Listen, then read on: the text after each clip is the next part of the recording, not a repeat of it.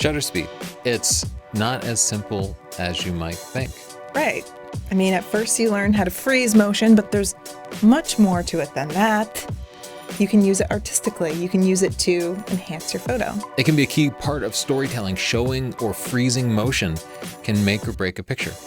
And things like the reciprocal rule, which were invented in the film era, don't necessarily apply anymore. So we have some new rules that we hope people will use instead.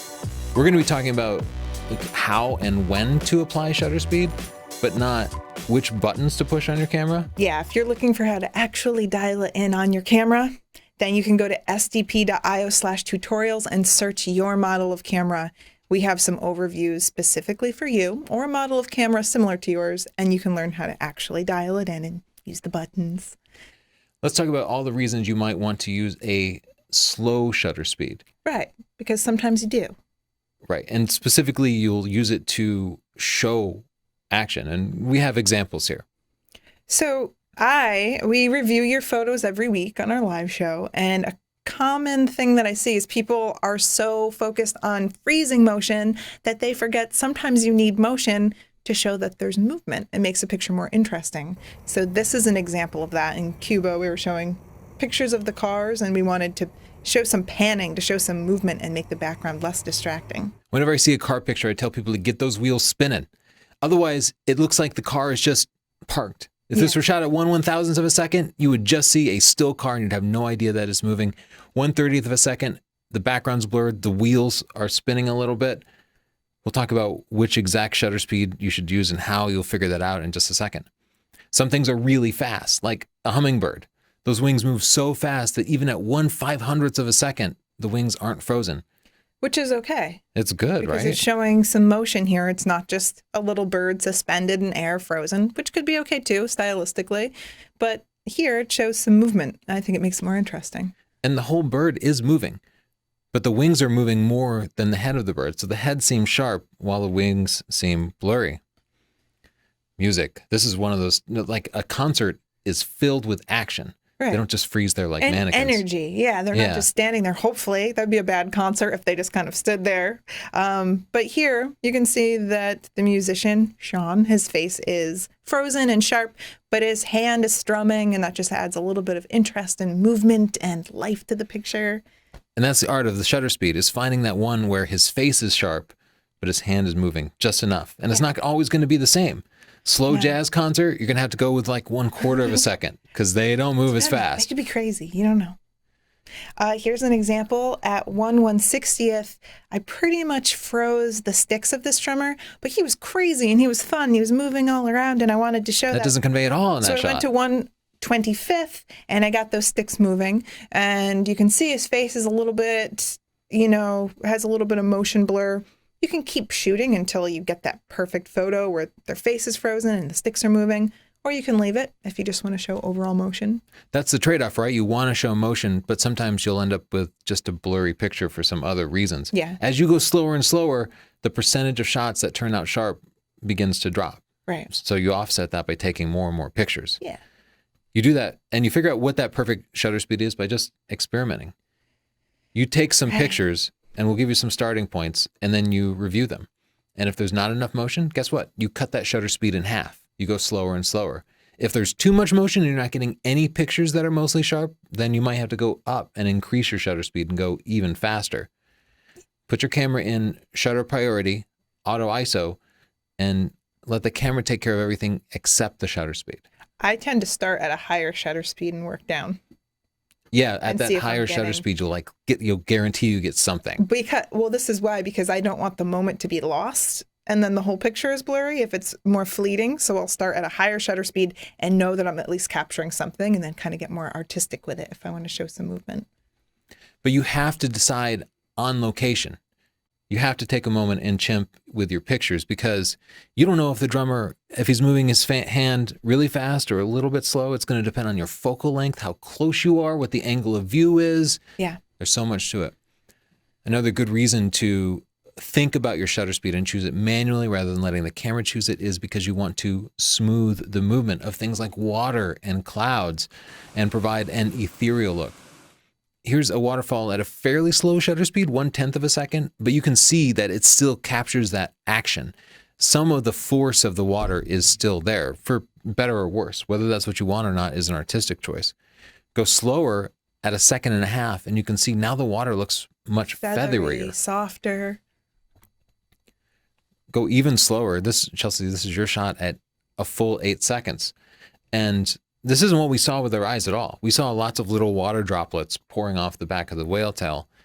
But with a long shutter speed at night, it became really soft and almost kind of magical and heavenly. Yeah. It's not realistic, but that's the story that you decided to tell. A little more of a romantic story. Well, it changes the composition of a photo as well. So a long shutter speed can be a compositional element because it can take it from a few trickles of water to a line in a photo. Yeah, and that's something you can't see with your eye. So you have to learn to imagine it. You see these water droplets coming off that tail and know that in the final picture, it's going to be an extension of that tail.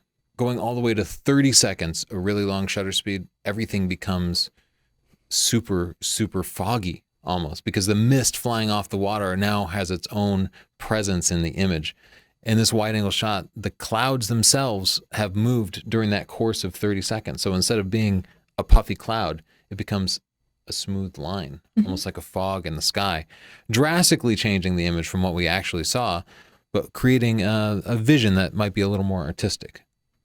That's the choice of the photographer. That's the role of the photographer. That's a decision the camera can't make in automatic mode for you. Right. It's an artistic choice. And of course, those long exposures, you can't hold a camera still for 30 seconds. You need a tripod. A steady tripod. Another reason to use a long shutter speed is to obscure movement that from moving subjects that might otherwise overpower your frame, overpower your picture. This is Shibuya Station in Tokyo, that they call the busiest intersection in the world, where literally thousands of people move across the street every time the little walk sign turns green. And if all of those people were still, if they were all in focus and sharp, that would be really distracting. They would also appear to be frozen like mannequins, but at a 1/2 second, that's enough to show all these people their movement and almost make them kind of ghostly. Yeah. And it allows you to take in the overall intersection more. Yeah, and it also tells the story of the intersection more too. People are moving through it. There's a lot of different people. You don't focus on any individual. It's more about the crowd. So you're taking a picture that would have been a big frozen crowd and you're turning it into the movement of the people and the environment, and it tells the story of this location. I'll use this technique at a crowded monument. You know, if you're at, I think we were in Washington and the monument was just covered in people, but I wanted it to be more about the monument than the people. So I'll do a long exposure and just get all of those people moving out. Yeah, because they are moving, because they become a little bit blurry, they're less interesting to the eye. So someone looking at the picture doesn't look at them, but they look at everything else. Yeah, and that's what this picture does at a 2-second shutter speed. You see that there are people there and you see that they're walking under the Brooklyn Bridge, but it's still very much about the Brooklyn Bridge. Now, a picture like this presented a technical challenge because at 2 seconds, there's no way I could have set the camera to take a 2-second exposure in broad daylight. It would have been overexposed. So I had to put a neutral density filter on the camera to allow me to take that slow shutter speed. We do have another video that shows you kind of a free alternative you can use if you forgot to bring your ND filter, or if you don't want to buy an ND filter that can provide very similar results. Yeah.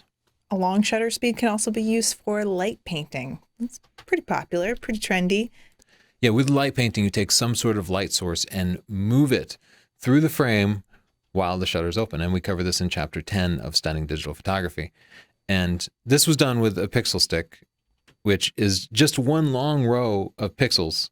LED lights, yeah. Yeah, and we had it configured like a rainbow. You can do other things with it, but we just moved it gradually through the frame, and it made this like long, kind of crazy looking ribbon over the course of 10 seconds. And with light painting, you often don't know how long you're going to be painting for. So sometimes I'll just lock the shutter open, do the painting, and then release the shutter, because you don't know if it's going to take you 5 seconds or 30 seconds. So you just leave it open as long as necessary, and then you can adjust the brightness of it later. Oh, we did this photo with a 30-second exposure. Now, did we turn on a flashlight to light you up every once in a while as you move through the frame? Yeah, this is me, just me, but I appear 3 different times in the frame because you were there with a flashlight, and I was in the back and you lit me up with the flashlight, and then you turned the flashlight off, and I stepped forward and you lit me up again, and I stepped forward and you lit me up again. But shutter speed was key here because I could not have done that in 1/30th of a second. I couldn't have moved to 3 different spots, but 30 seconds was plenty of time for me to move to 3 different spots and light myself equally in all 3 places. It's pretty spooky. It is spooky. Cars become long trails of lights at night when you leave the shutter open for a long period of time. Headlights are white. Brake lights tend to be red. And when you work with long shutter speeds a lot, you eventually begin to see those cars in your mind, not as individual cars, but as long lines that you can use as compositional elements. Yeah, and I see this used, sometimes there are pictures and they want to do night photography, so they want a night shot and there's a beautiful winding road, and photographers will accentuate that by waiting for a car to come and drive through the frame and accentuate the lines in the photo. So you got to get crafty. Think of all the different ways to use that long shutter speed. Steel wool, taking it 2 minutes.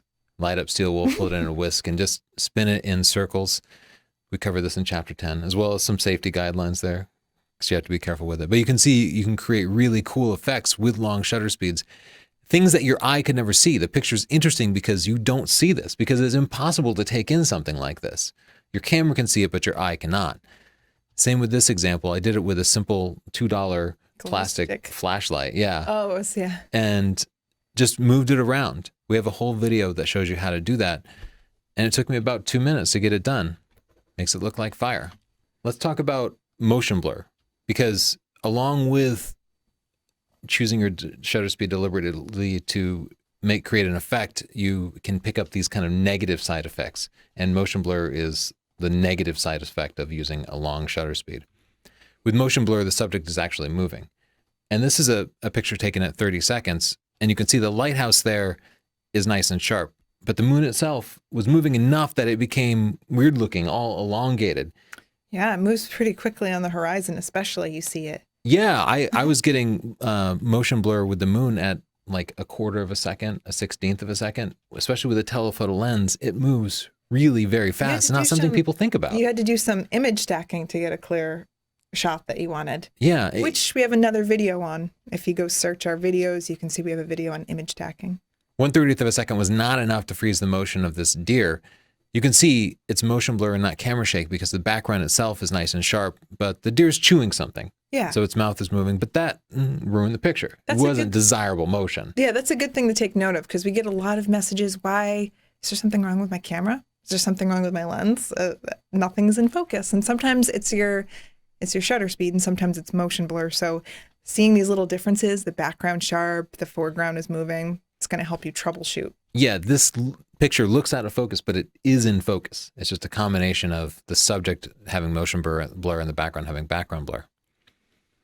Yeah, I took this picture of an osprey. Well, first of all, he was perched, so my shutter speed was very slow because it was a dark day, and I wanted it to be a clean photo. But when he took off, I still had that slow shutter speed, 1/250th, and so it was not enough to freeze the bird, unfortunately. This happens all the time. Could have been a cool shot. Because you want that slow shutter speed when the subject is still, when they're perched. But then as soon as they start moving, you need to be at 1/2000th of a second. Well, so when I'm shooting wildlife, I go into shutter priority because then I just have to scoot my dial there and go a little bit faster.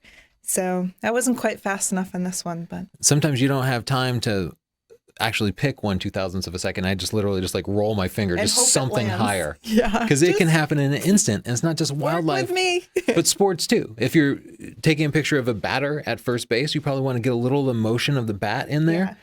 Yeah. But then as soon as they start running to first base, you want to be able to freeze the action of them running, because you need a faster shutter speed to freeze them while they're running than you do when they're just standing still and batting.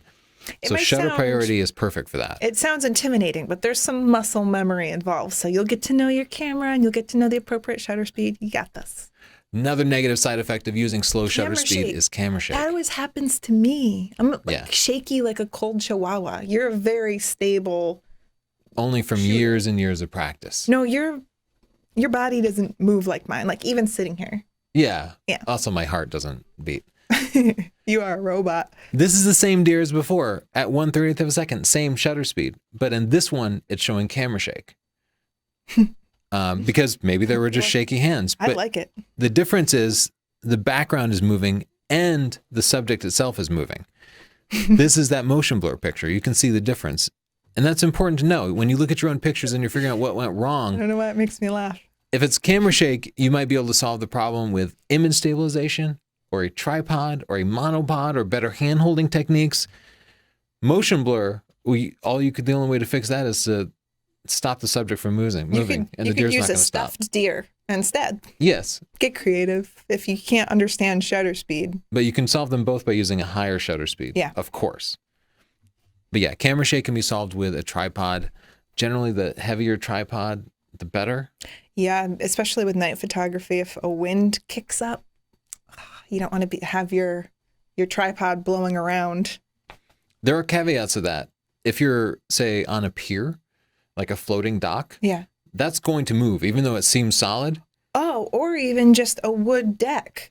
Yeah, Just if you're on a people boardwalk. walking around you, sometimes you might think, why is this shaky? What's going on? I've had people walk near my tripod on an unstable surface, or a wind blow, or vibrations. If there are vibrations on the surface, there could be an engine running nearby.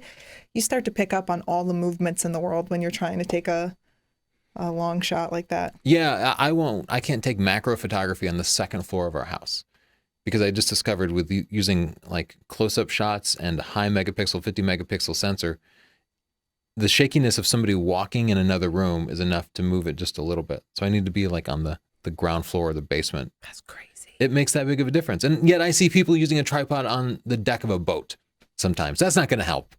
No, boats are moving too much. You're better off just trying to handhold On it. the deck of a boat. Seriously, set up their whole tripod. I just imagine you pulling like a Nelson from The Simpsons and being like, ha ha, you're dumb at tripods. Okay, image stabilization. This one helps the shaky folks like me quite a lot, especially now because they're doing in-camera image stabilization, and that's a beautiful thing. Yeah, sensor stabilization works with any type of lens. Most lenses have it built in, and I have a really hard time using a lens that's not stabilized. We've been spoiled by the Right. technologies. So use something like the Canon 24-70 f2.8, which is incredibly sharp, but it lacks image stabilization.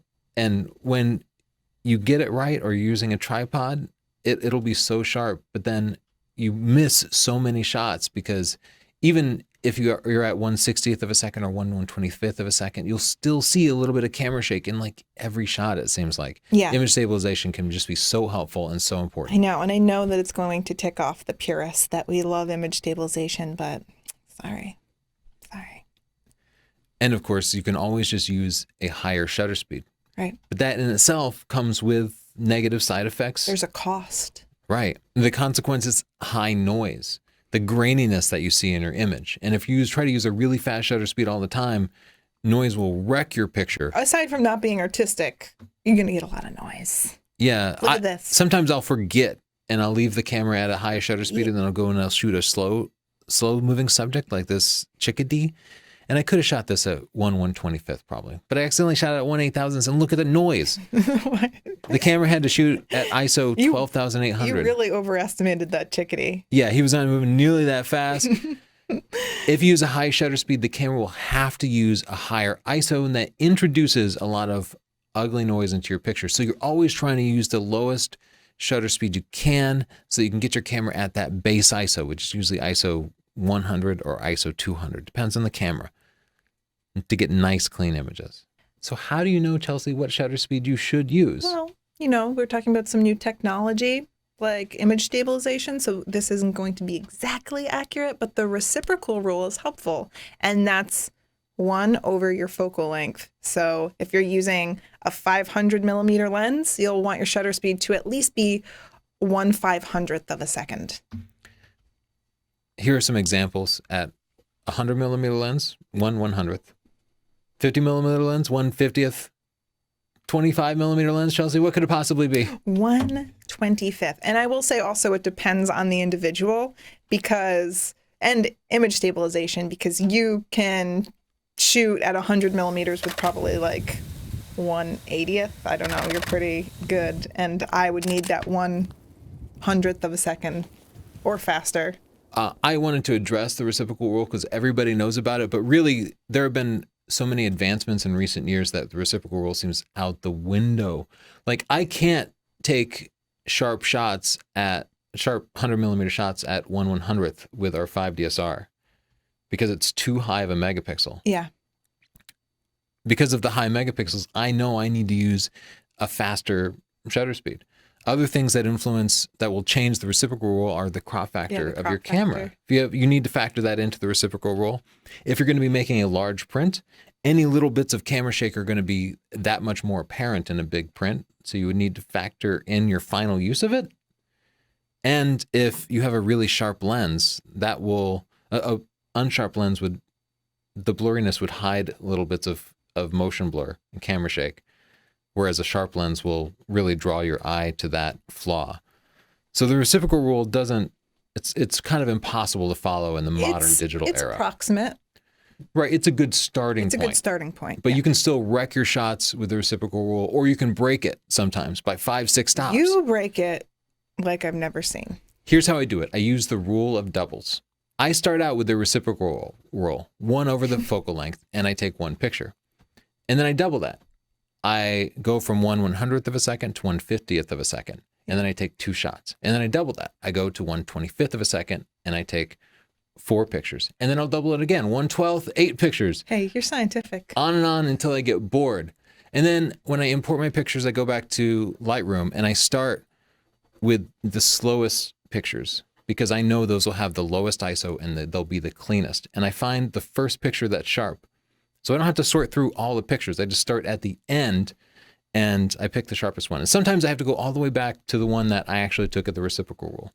But usually I find at least one picture that's sharp at a slower shutter speed. I know I did better, got a cleaner image at a lower ISO than I would have otherwise.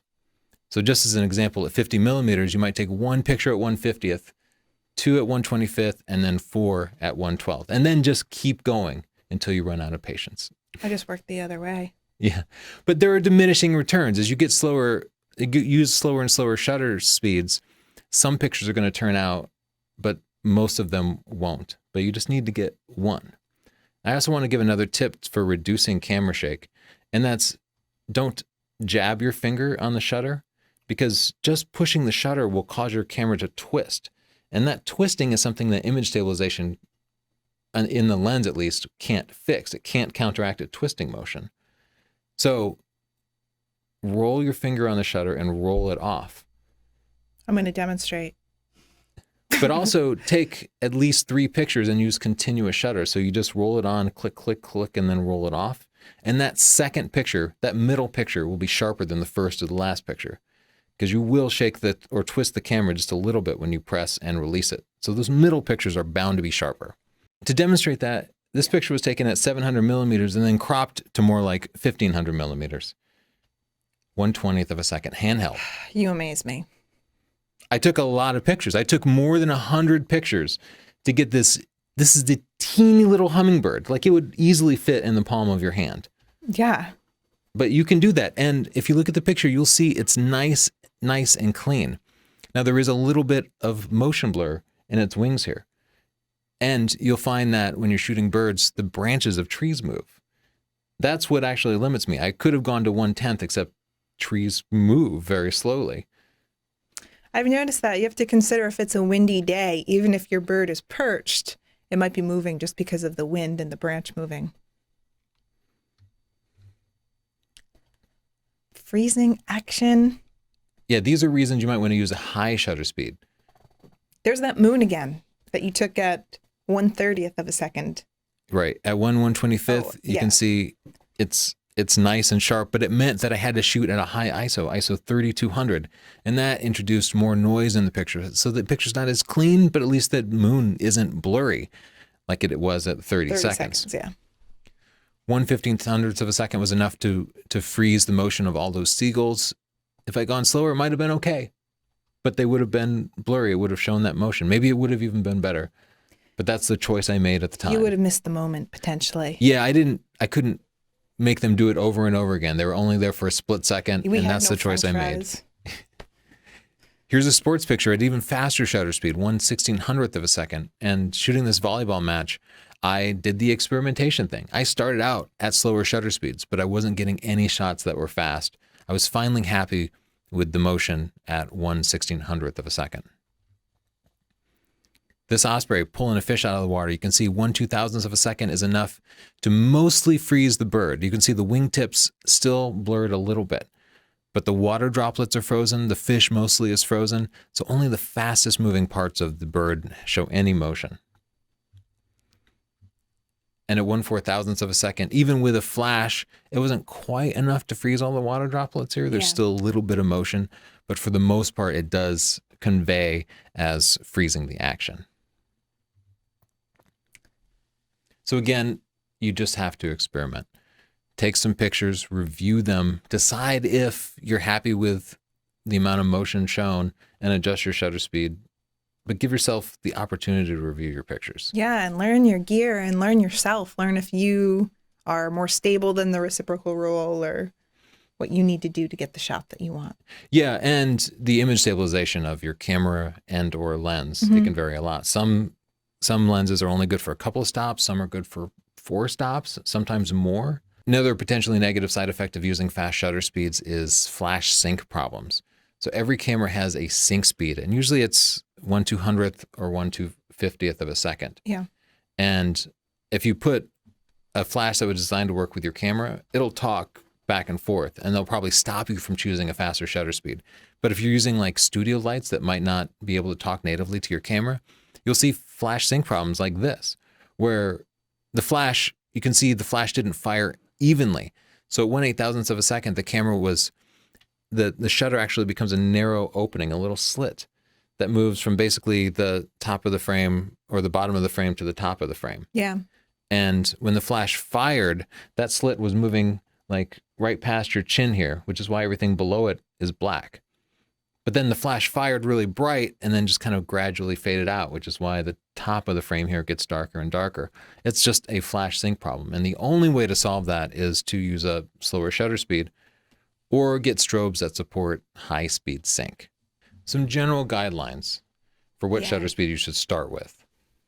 Okay, so portraits, 1/30th of a second to 1/250th of a second. People aren't going to be moving that much unless they're maybe babies.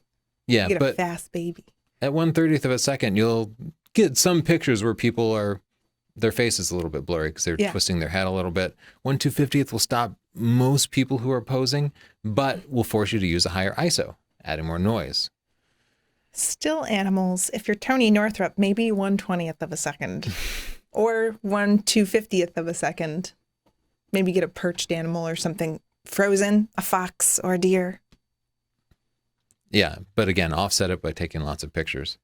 Flying birds, it depends what they're doing. If they're soaring, that's going to be different than them diving. Depends on the bird. But 1/1000th to 1/2000th of a second should freeze the motion.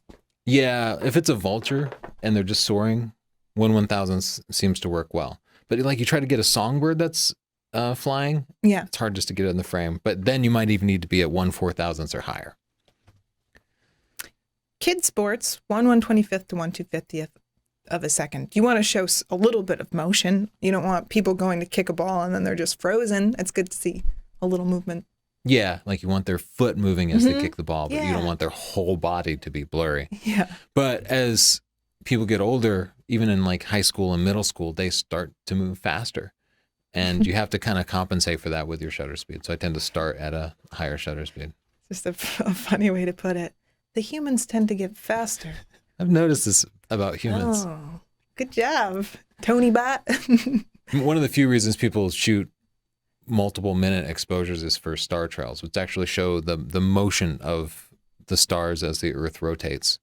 And just to give you a point of reference, this is a shot I took at 3 minutes. You can see they're moving around the North Star, and the stars are not points, but rather they're little bitty lines. And that's what you'll get at about 3 minutes. If you go to 20 minutes or so, those lines just continue to get longer and longer and longer. And usually with star trails, the longer the better. If you can stand to run your camera for 2 hours, then the lines will be all that much more striking. Check our video. We have a video on that too. Look at us.